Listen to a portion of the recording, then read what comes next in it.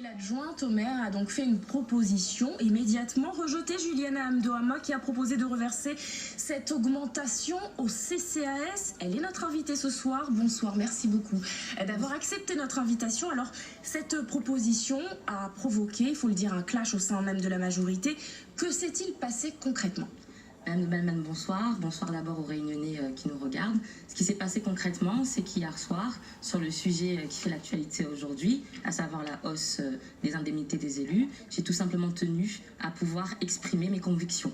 J'estime que ce n'était ni le moment, ni une priorité. À partir du moment où, au bout de 9 ans, pour la première fois, on arrive à restaurer l'équilibre budgétaire, dès lors qu'on n'a pas encore réussi à diminuer les impôts, quand la population souffre, quand la population continue à râler le diable par la queue, ce n'était vraiment pas une priorité que de mettre cette enveloppe supplémentaire sur les indemnités des élus. Et quels ont été les propos tenus hier soir ?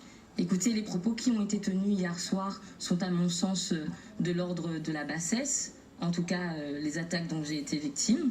Mais moi je ne me désarme pas parce qu'on a été élus avant tout pour servir le peuple.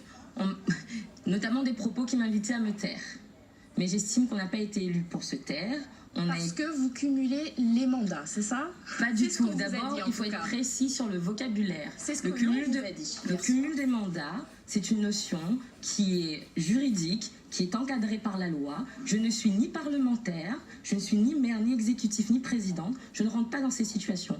Ce qu'il est vrai, c'est qu'aujourd'hui, j'exerce un mandat d'adjointe municipale. J'ai tenu à être dans cette proximité. Je suis simple conseillère régionale. Mais franchement, ce n'est vraiment pas l'argent qui me motive. Avec les diplômes que j'ai, je ne fais pas de la politique pour de l'argent. J'aurais très bien pu faire comme mes autres camarades de promo, occuper des postes avec des salaires mirobolants dans le privé. Mais vous avez 2 indemnités, c'est ce qui a été souligné hier soir. Ça ne me disqualifie en rien pour dire que ce n'était pas le moment, ni une priorité, quand on n'a pas encore réussi à diminuer les impôts des contribuables, quand nos populations souffrent, quand nos routes, vous l'avez vu dans le reportage, les routes, les écoles, l'aide à l'insertion, la lutte contre l'échec scolaire, qu'est-ce qu'on fait ? On n'a pas le droit de faire ça. C'est une question de valeur, c'est une question de principe. Madame Amdoama, quel est concrètement le montant de cette revalorisation par élu ? Écoutez, ce qui a été voté hier soir, c'est une enveloppe globale supplémentaire de 70 000 €. Si je fais bien les calculs, si on divise ça par le nombre d'élus, ça fait à peu près 150 € par élu.